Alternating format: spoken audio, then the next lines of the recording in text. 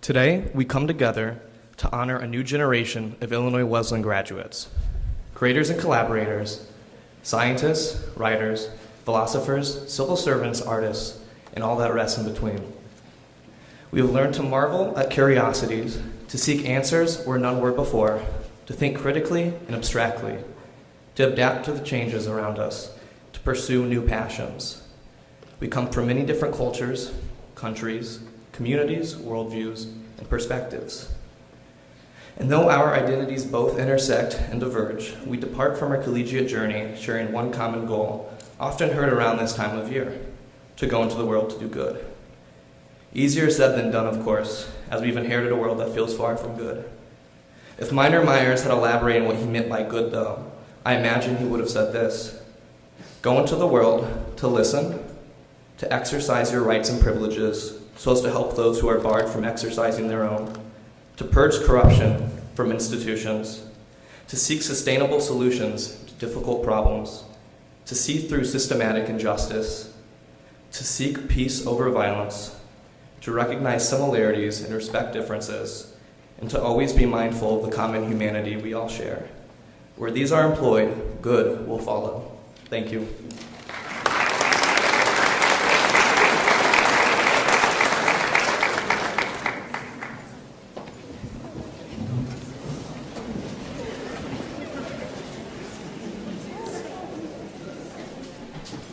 Hi, my name is Alani Sweezy, and I am president for the Illinois Wesleyan class of 2019. It is my extreme honor and privilege to welcome you to this year's Honors Convocation. As I prepared my remarks for this morning, I tried to think about the ways to collectively describe the individuals listed in our program today. And I kept coming back to the word excellence. Merriam-Webster's dictionary defines excellence as the quality of being excellent or superior, situated higher. In my opinion, this word fits perfectly with the individuals being honored today. Through your hard work, relentless drive, and perseverance, you have achieved excellence in a myriad of ways. Those being honored today have fully embraced IWO's recently adopted mantra of Be Breakthrough. Through excelling both inside and outside of the classroom. To Provost Mark Broda's question, what are you working on? I think I speak for all of today's honorees when I say a lot. As a collective, you have worked on cutting-edge research that will help advance the knowledge base in your field of study. You have done good in the normal community through giving your time and talents to a variety of causes and initiatives. You have planned large-scale events on campus that expanded the perspectives of the campus community. And you have excelled in the classroom and helped our fantastic faculty to become even better scholars. And you added to the rich history of this 169-year-old institution of higher education. To loosely quote the late Maya Angelou, you have not merely survived, but instead thrived with some passion, some compassion, some humor, and some style. To all the underclassmen whose stories are not yet complete, I encourage you all to continue to strive for excellence because it is in our DNA as Illinois Wesleyan University students. To my fellow seniors, we are patent earners, we are scholars, we are world travelers, we are CCIW conference champions, and more importantly, we are change makers. Although we are not done yet, we are close. So let me offer you an early congratulations and a heartfelt job well done. Good luck with finals, everyone. And again, welcome to Honors Convocation.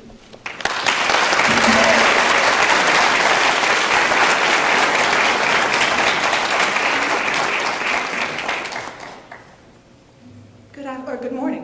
What time of day is it?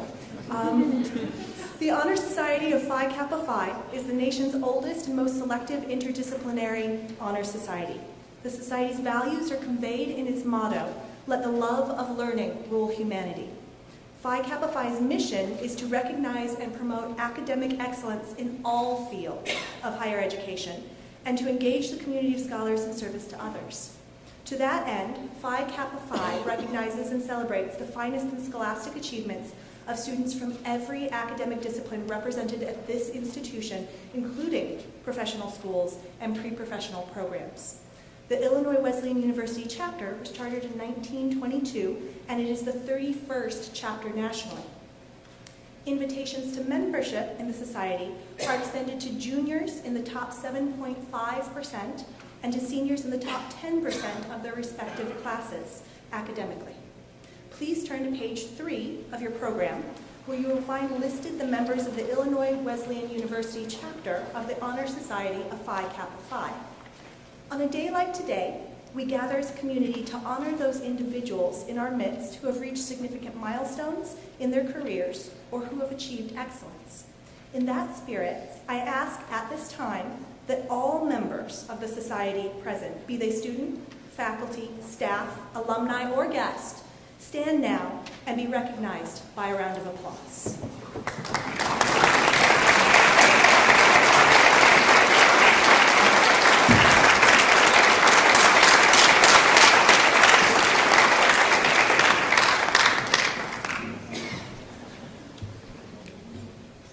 Still morning. Founded in 1776, Phi Beta Kappa is America's oldest honor society. It was the first to name itself by Greek letters and to introduce the customary characteristics of subsequent honor societies: a seal, a Greek motto, philosophia, biou kubernetes, or love of learning is the guide of life, an elaborate initiation ceremony, a secret oath, a secret handshake, all of which will soon be revealed to this year's group of initiates. This Sunday evening, April 14th, they will be inducted into the Lambda of Illinois chapter of Phi Beta Kappa, joining a society whose broader membership includes 17 U.S. presidents, 41 U.S. Supreme Court justices, over 140 Nobel laureates, as well as members of the faculty, administration, staff, guests, and students here today. And on page 3 of the program, you can see the names of the current and soon-to-be inducted student members. But I would ask that if you're a member of Phi Beta Kappa or will be initiated into membership this Sunday, please stand now and be recognized.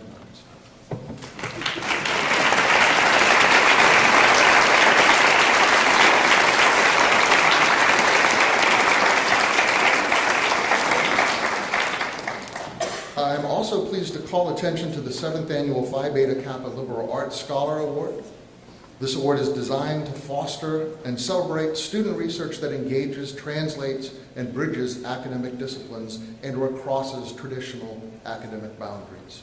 Any IWU senior or December 2018 graduate is eligible to apply for this award, and membership in Phi Beta Kappa is not required. The award-winning project and other excellent submissions will be published in the 4th volume of Crisscross, IWU Lambda's online journal of interdisciplinary work. But act fast. The deadline for submissions is today. Check out the local IWU Phi Beta Kappa webpage for details about how to submit your work and be eligible for the $100 prize. So, Phi Beta Kappa honors not only academic achievement, but the clear manifestation of 3 core values we deem central to our community: the value of liberal learning, the value of academic integrity and commitment to the social good, and the value of friendship. We look forward to welcoming a new group of students who demonstrate these qualities at the induction ceremony this Sunday. Thank you.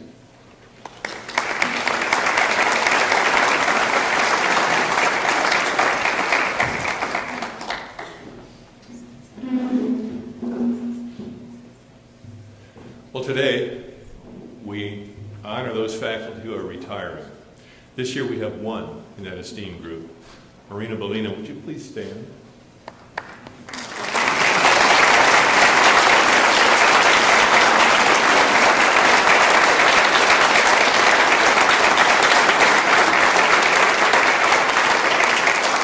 Marina Bellina is the Isaac Funk Professor and Professor of Russian Studies. Marina Bellina arrived at Illinois Wesleyan in 1989, and she retires this summer after 30 years of teaching. During her tenure, Dr. Belina taught a variety of courses in Russian and German languages and literatures, as well as courses on Russian literature in English translation. She has served as a study abroad advisor, chair of the Department of Modern Languages and Literatures, and as director of the International Studies program. Dr. Belina is incredibly accomplished, both nationally and internationally, the recipient of numerous grants, and has served as a guest professor in the UK, Austria, Germany, and Hawaii. She's the author of 70 articles and the editor and co-editor of 11 volumes. Please join me one more time in congratulating Professor Ferradáns.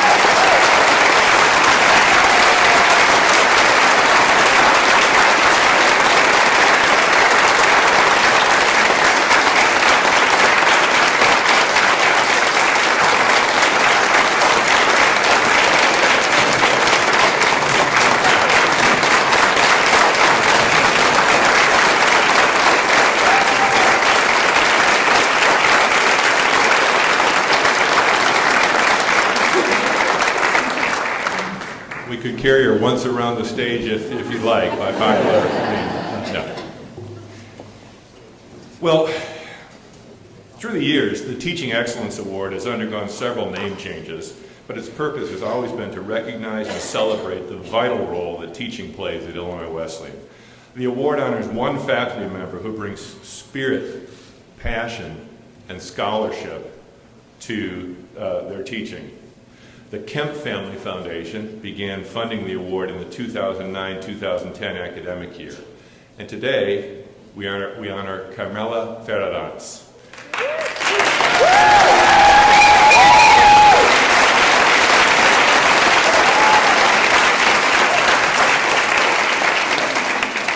Dr. Ferradáns is the 2019 recipient of the Kemp Foundation Award for Teaching Excellence at Illinois Wesleyan University. Nominated by her peers and selected by the university's Promotion and Tenure Committee, Dr. Ferradáns is the 46th winner of the university's top teaching award. She teaches all levels of Spanish language, literature, and cultural history of Spain, as well as writing intensive courses for the writing program. In her role as inaugural chair of Illinois Wesleyan's Council for Excellence in Teaching and Learning, CTAL, she has ventured into the fields of multimodal pedagogies, that's a mouthful, and digital humanities. She is especially interested in finding connections between visual and written forms of communications. As a scholar, Dr. Ferradáns is recognized for her critical studies on the poetry of Anna Rossetti, particularly for her intertextual analysis of the Calvin Klein advertising campaign of the 1980s as it relates to poetry and the visual arts. She is the editor and translator of Incessant Beauty, a bilingual anthology which gives an English-speaking audience a first glimpse into Rossetti's eclectic and voracious symbolic universe.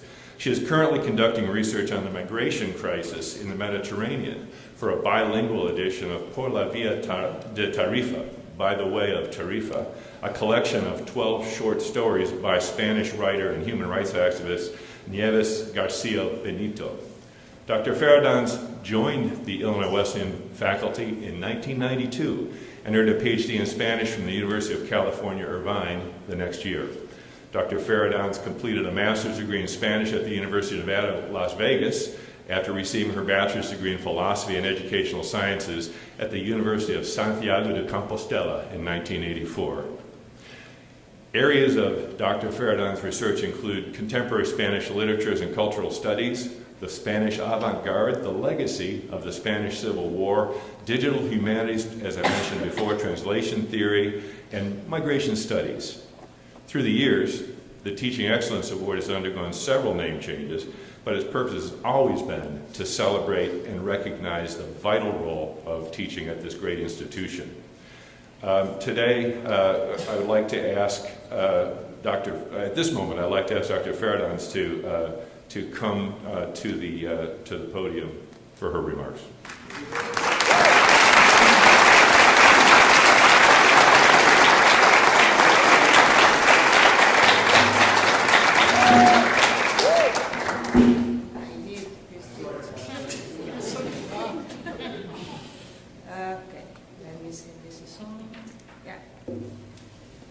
Thank you, President Jensen, for those kind remarks.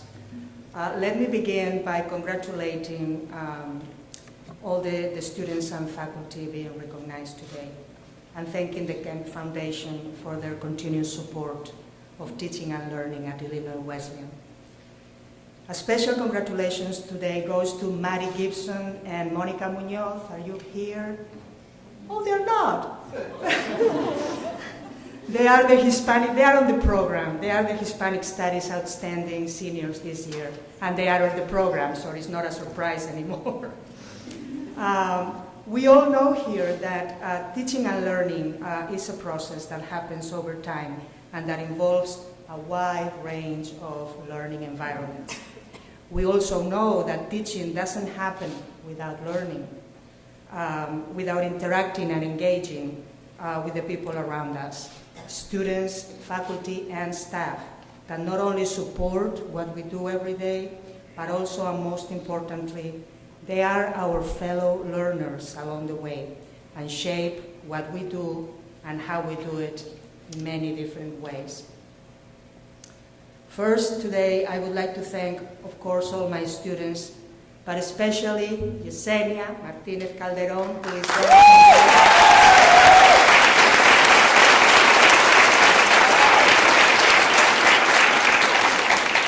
Yesenia told me that I was woke, and she had to explain what that was to me. And she put together today one of the movies that we are going to see. Second, of course, Professor Joan Diaz and the first cohort of Humanities Fellows. Interacting with all of you.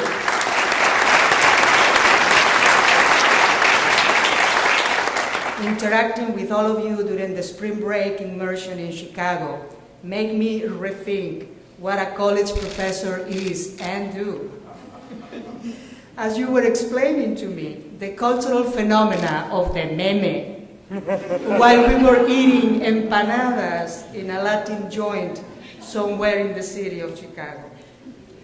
Of course, my kids, Alejo and Emma, who are my inspiration and who manage to keep me whole and real, no matter what. Last but not least, Professor Caroline Nadeau, who is my friend and colleague for so many years, my editor in life, the one person who keeps feeding me, my body and my soul, with delicious foods, the one person without whom I couldn't do what I do every day. So, gracias.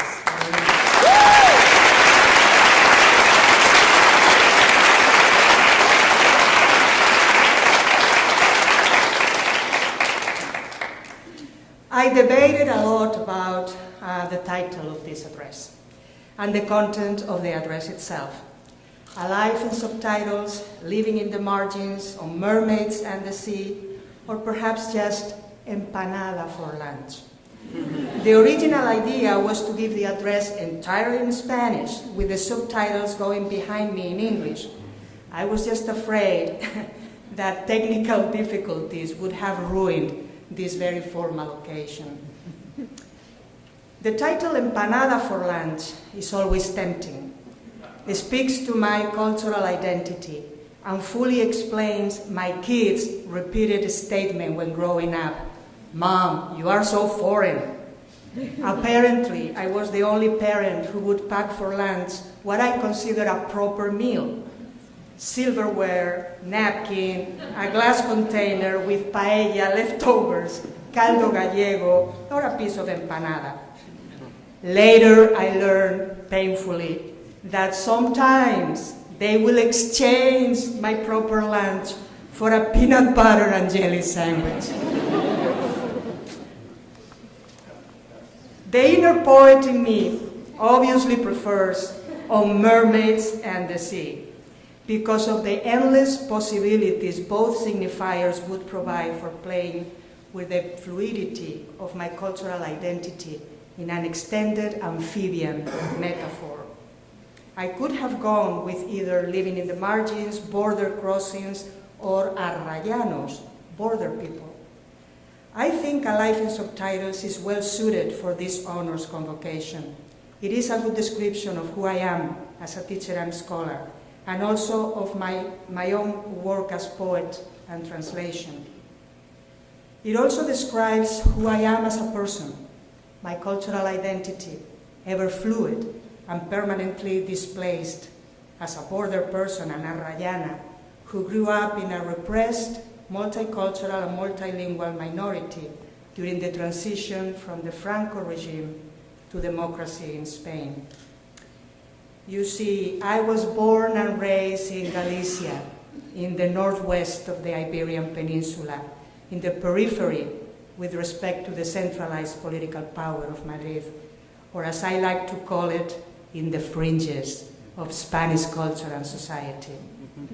In short, I'm going to share with you today how being a speaker of a minority language has shaped what I do as a teacher and scholar of contemporary Spanish cultural studies.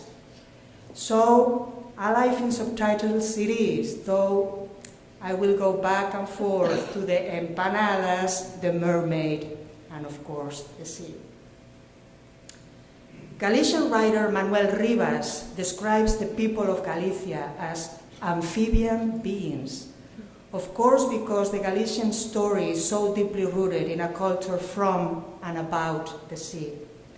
Rivas argues that the amphibian condition of Galicians has a lot to do with the adaptability that allows Galegos of all social realms to emigrate and prosper in foreign environments while keeping their Galician identity intact. It is also this amphibian characteristic that provides the right environment to exist in a multicultural and multilingual society, to be comfortable navigating between the traditional rural culture of bagpipes, muñeira music, and romerias, and the rapid change and progress of the urban landscape that defines Galician contemporary today. Galician sense of time fits nicely into this marine metaphor. We went straight from the Middle Ages to the digital era of the 21st century in the blink of an eye, without ever going through the Industrial Revolution, that radical social change in the 19th century that consolidated capitalism and imperialism in the Western world.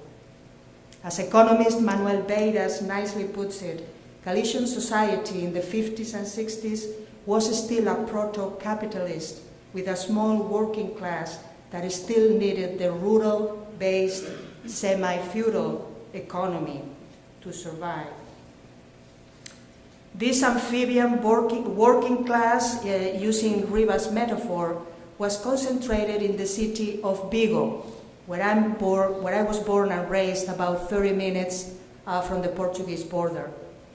Vigo was the very place that produced the most subversive counterculture of the 70s and 80s, introducing Galicia and Spain to the postmodern condition, as I later found out studying at the University of California, Irvine. The young writers, musicians, and artists that I grew up with were absorbing the radical experiments of the European avant-garde of the 20th century, especially Dada and Russian futurism, along with the writings of Samuel Beckett and later the atonal music of John Cage. These cultural traditions mixed with the alternative popular culture coming from that amphibian working class gave birth to the punk rock counterculture of the 70s, what we call la movida, the move, that would define Spanish transition to democracy after General Franco's death in 1975. I usually teach classes on Spanish cultural studies. When I introduce Galician culture to my students, I start with a 1984 Siniestro Total song titled Miña Terra Galega from the album Menos Mal que Nos Queda Portugal. The song takes on traditional Galician cultural icons and linguistic expressions taken from all corners of the social spectrum. Mix them up with American popular culture, mainly film and rock and roll. The result as we are going to see, is a fresh definition of Galicia as a postmodern collage, where Celtic warriors, the longing and nostalgia of Galician migrants all over the world, the sublime romantic landscapes of Rosalía de Castro happily coexist with the southern rock and roll of the Allman Brothers' Sweet Home, Alabama. Jay?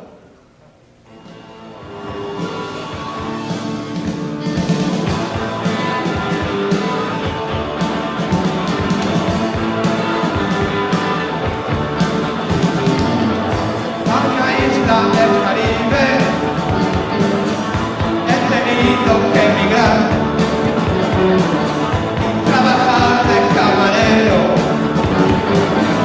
lejos, lejos de mi hogar, de mi hogar. Mi padre la borriña, el dolor del hogar. Cuando suena la moñera, el llanto empieza a brotar. Miña terra galega, donde el cielo es siempre gris. Miña terra galega, tú no estás lejos de mí, lejos de ti.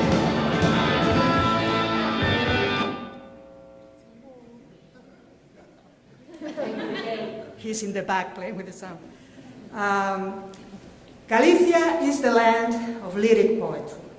Our foundational narrative is articulated in the Cantigas de Amigo, those medieval ballads written in Galaico-Portuguese that express a deep feeling of longing for the loved one, for the motherland, that spiritual landscape of places and people, that melancholy and nostalgia that comes from loss and separation, what we call morriña in Galician and saudade in Portuguese. A kind of nostalgia for a future that we know for sure will never come, but nonetheless we so desire. Rosalía de Castro, our romantic poet extraordinaire, turned to the Galician landscape when defining that morriña, that longing for home. Adiós ríos, adiós fontes, adiós regatos pequenos, adiós pista dos meus ollos, non sei cando nos veremos. Miña terra, terra donde meu criei, hortiña que quero tanto, figariña que plantei. Prados, ríos, arboredas, pinares que move o vento, paxariños piadores, casiña do meu contento. I self-identify as a woman of color, color of course being my accent. As you all know by now, I do have an accent, and my accent has been my identity mark since I was born, and it speaks of all the places where I have lived for an extended period of time. Vigo, my hometown in Galicia, Santiago de Compostela, where I went to college, London, where I worked at the Shakespeare pub in the city and learned English with a Welsh and a Scot. Barcelona, where I spent a gap year between college and graduate studies. Las Vegas, Nevada, where I discovered, among many other things, the naked beauty of Antonio Machado's poetry. Irvine, California, where I got my PhD and studied with some of the most brilliant minds of the 20th century. Bloomington, Norma, where I live and work as a professor of Spanish at Illinois Wesleyan. I often go to Chicago to immerse myself in the city and get some croquetas at Café Ibérico in North LaSalle Street. In my trips back and forth, I have learned to appreciate the subtle changes in the Illinois prairie, that I like to imagine a vast sea of soy and corn with an occasional stranded mermaid in the form of a barn.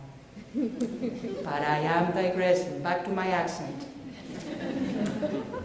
My accent and I have learned how to live with each other and how to enrich each other's lives in many ways. But my accent, my cultural identity, is a little more complex and nuanced. I do have an accent when I speak English. I do have a strong Galician accent when I speak Spanish, or a variety of Spanish, what we call portuñol, a distinctive linguistic mixture of Spanish, Galician, and Portuguese, typical of border people, of arrayanos, such as myself. But what is the relationship between language, location, and cultural identity? How do they intersect? Is there such a thing as cultural identity? And if there is it based in language? Is it a unified and territorial being that explains who we are? Or perhaps we should not talk about cultural identity at all, but of cultural resources, as the French philosopher François Julian explains in his brilliant book, Cultural Identity Does Not Exist. It was not until I got to UC Irvine that I was able to make sense of all this and articulate my own cultural identity, of the lack of it, as an arrayana, person from the line. Raya means line in Galician. A border person, an amphibian being, comfortable living in the cultural and social fringes of Spanish and American societies. Postmodernism and post-colonial theory gave me the critical tools to fully understand the social, cultural, and political implications of having an accent as an identity mark. UCI was in the 80s one of the most important intellectual hubs for postmodern thought in the country. While I was a PhD student, I took classes with renowned thinkers such as Derrida, Lyotard, and of course Edward Said, whose intellectual elegance and public engagement with current affairs continues to be my scholarly and personal compass.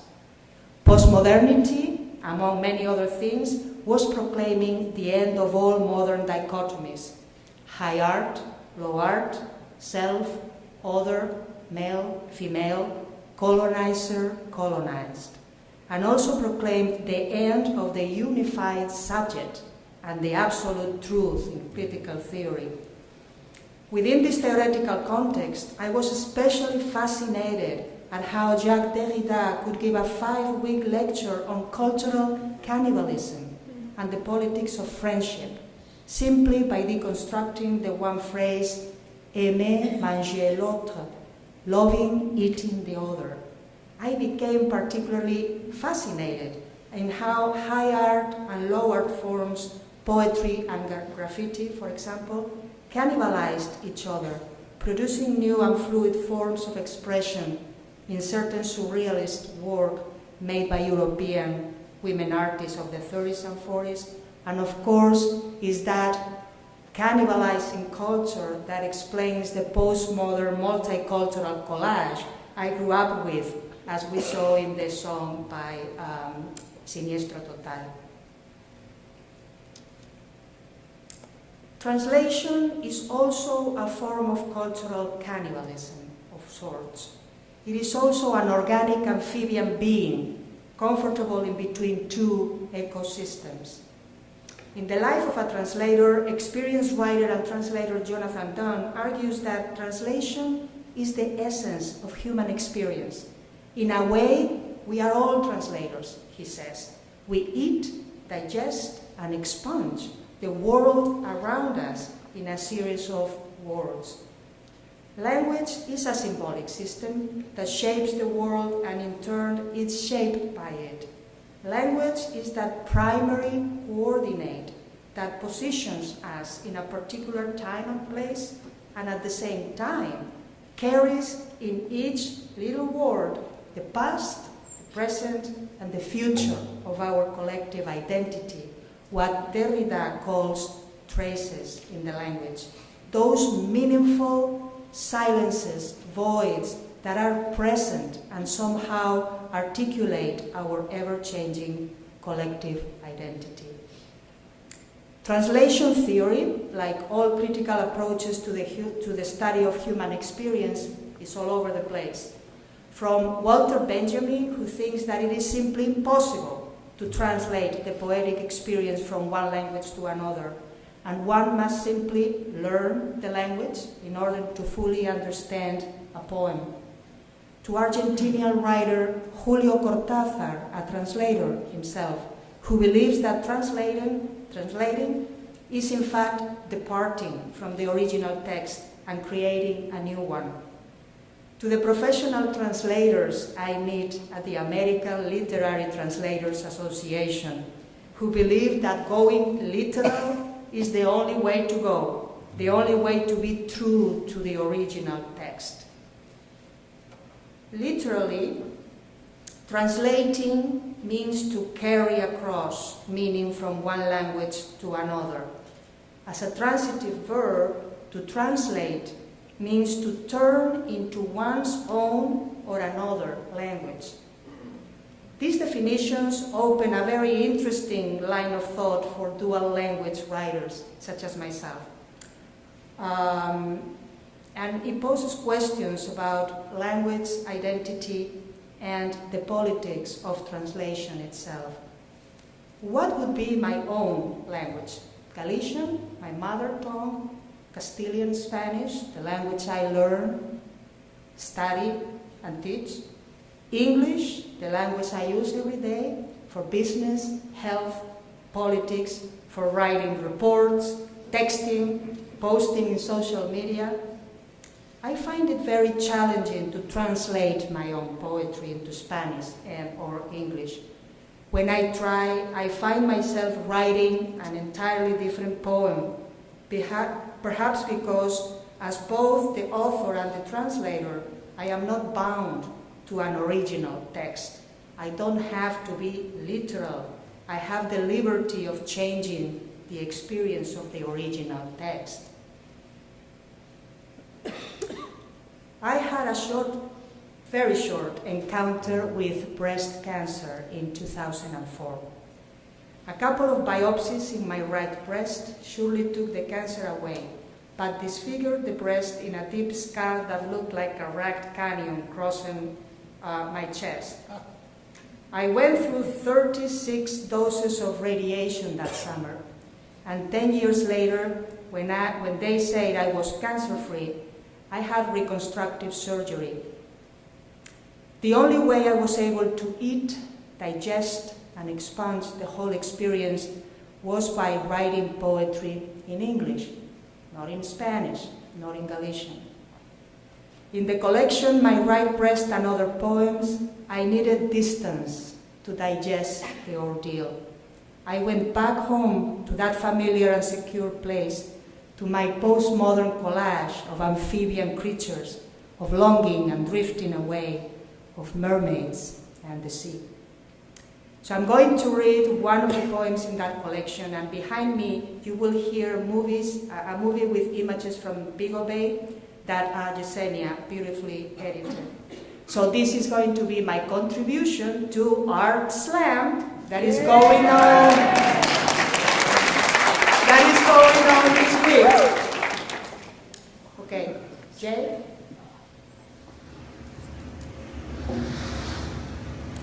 I am swimming with a flying fish in the Adriatic Sea. I look up and the sky is blue. The salty water is warm and smells of ancient sailors' tales and Ulysses. I can hardly see the distant shore, a long, fine line of sand. My hair curls around my waist. I am drifting with the waves. My curvy silvery tail explodes in a myriad of colors with my every move. I notice my two perfect round perky breasts floating with the surf. I am a mermaid swimming with the flying fish. I am reaching Ithaca.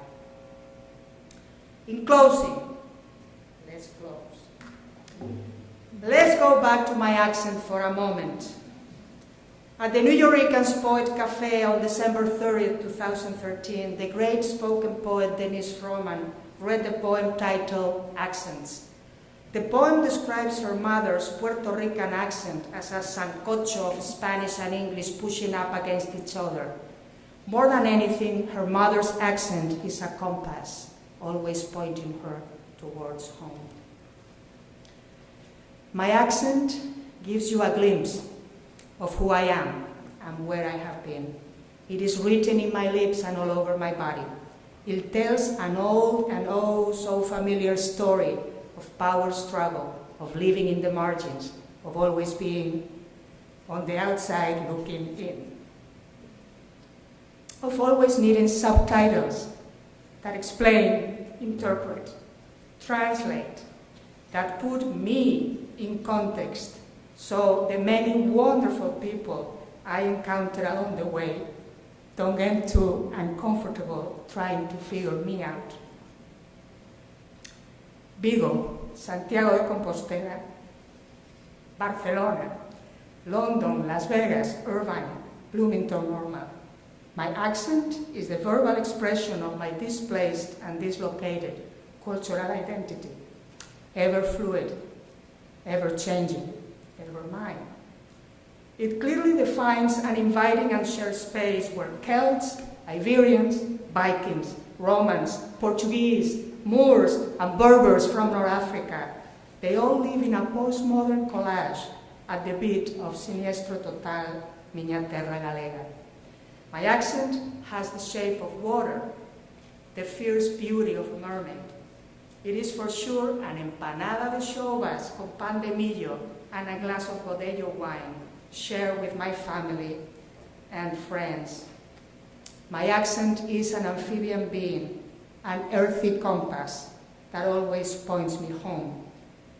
Perhaps I should have titled this talk on mermaids and the sea, but that is another story for another occasion.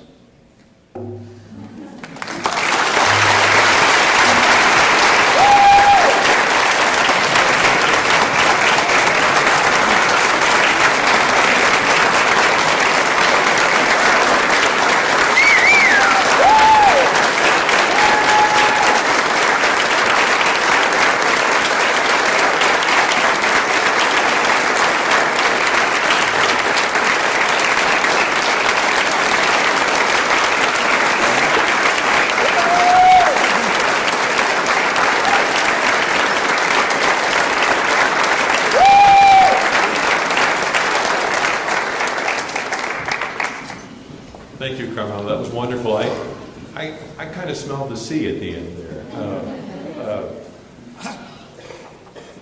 So Professor Ferradáns is the winner of this year's Kemp Foundation Award for Excellence in Teaching. And I'd like to say a little bit about the Kemp Foundation's support of this great institution. Some of you may know Parker Kemp, a resident of Bloomington who served on our Board of Trustees for many years.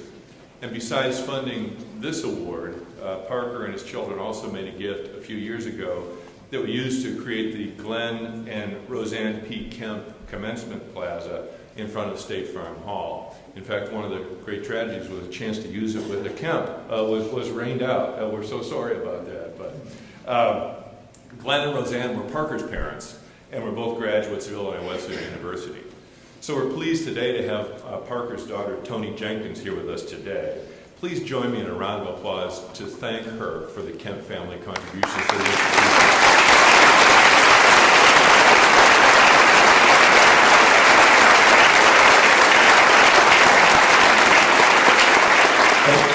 And Toni will now present the Teaching Excellence Award on behalf of her family and the Foundation's Professor Ferradáns. Beautiful approach.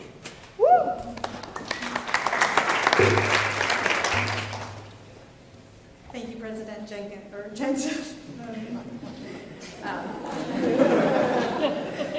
It is very nice to be here. On behalf of the Kemp family and the Kemp Foundation, I would like to congratulate you, Professor Ferradáns, on being the recipient of the 2019 Foundation Award for Teaching Excellence. Thank you. You did a wonderful job.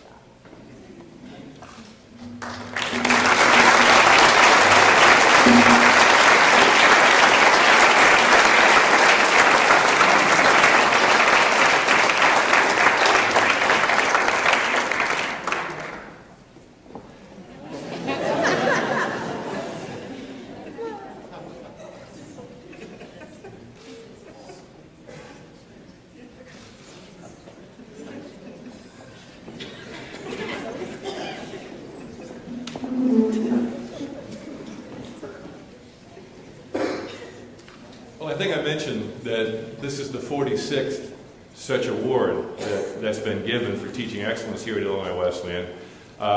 The program lists the previous winners, and it's our good fortune to have many of those winners with us here today. I'm going to ask those previous winners who are here with us today to please stand and be recognized.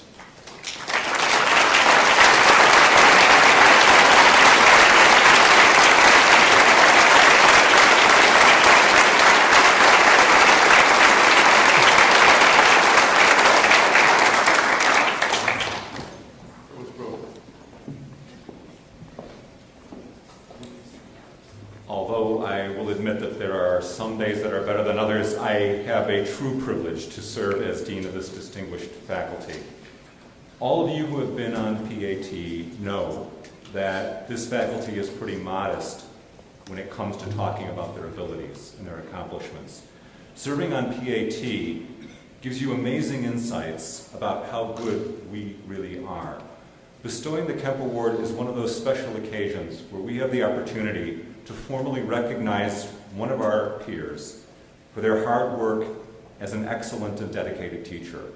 This is a moment to recenter on the core of our work by celebrating excellent teaching.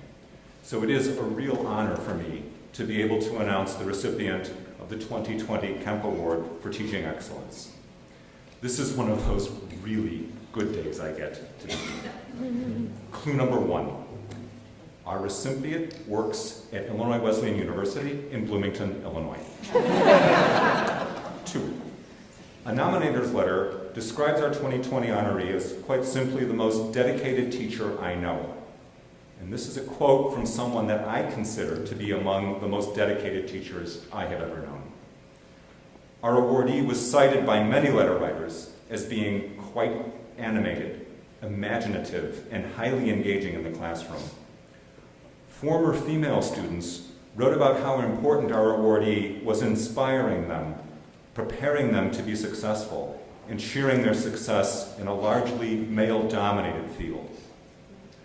A letter award from another alumna notes that our 2020 Kemp Award recipient practices reflective advising by engaging with students on a personal level, taking time to know them well and guide them onto their future paths.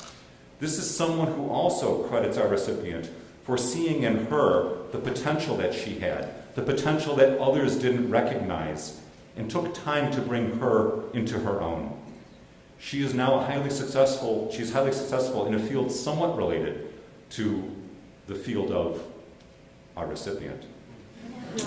Another nominator letter notes that she, or is it he? I have to confess, I do love teasing you. Is dedicated to first-year students as to outstanding senior majors. This observation squares with that of another nominator who noted he, for real, it's a he, is patient. He helps students develop strategies for improvement, and he thinks on his feet when the really good ones, the off-the-chart intelligent students who appear only once every few years, ask the really tough questions.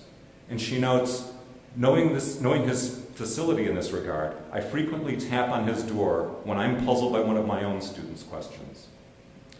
As an active and productive scholar in what is broadly recognized as a challenging sub-discipline, he has intentionally included in his research group students who come from a range of experiences and abilities.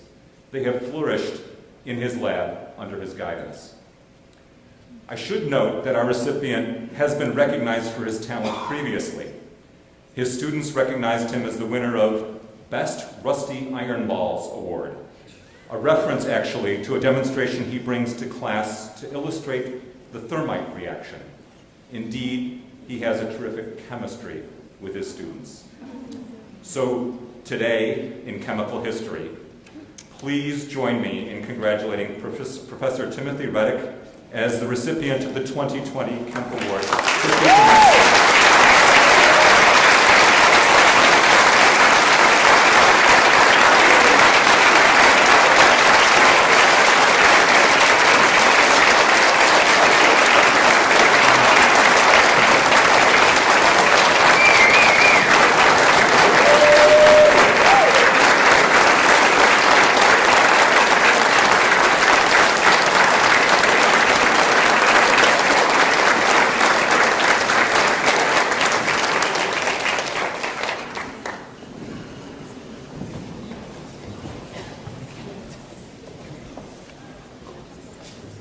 Well, it's my pleasure now to, as we close out the day's festivities, introduce Crystal Murrow, class of 19, who's going to lead us in the singing of the alma mater. You seniors, of course, don't need the words. You've memorized them all by now.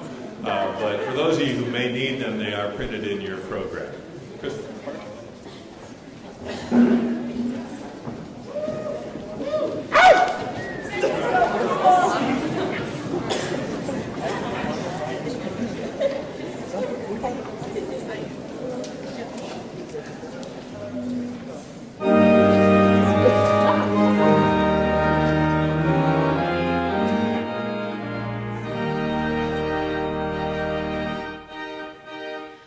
From hearts aflame, our love we pledge to thee. Where we wander over land or sea, through time unending, loyal we will be. True to alma mater Wesleyan. When college days are fully past and gone, while life endures from twilight dream till dawn, grandly thy soul shall with us linger on, star-crowned alma mater Wesleyan.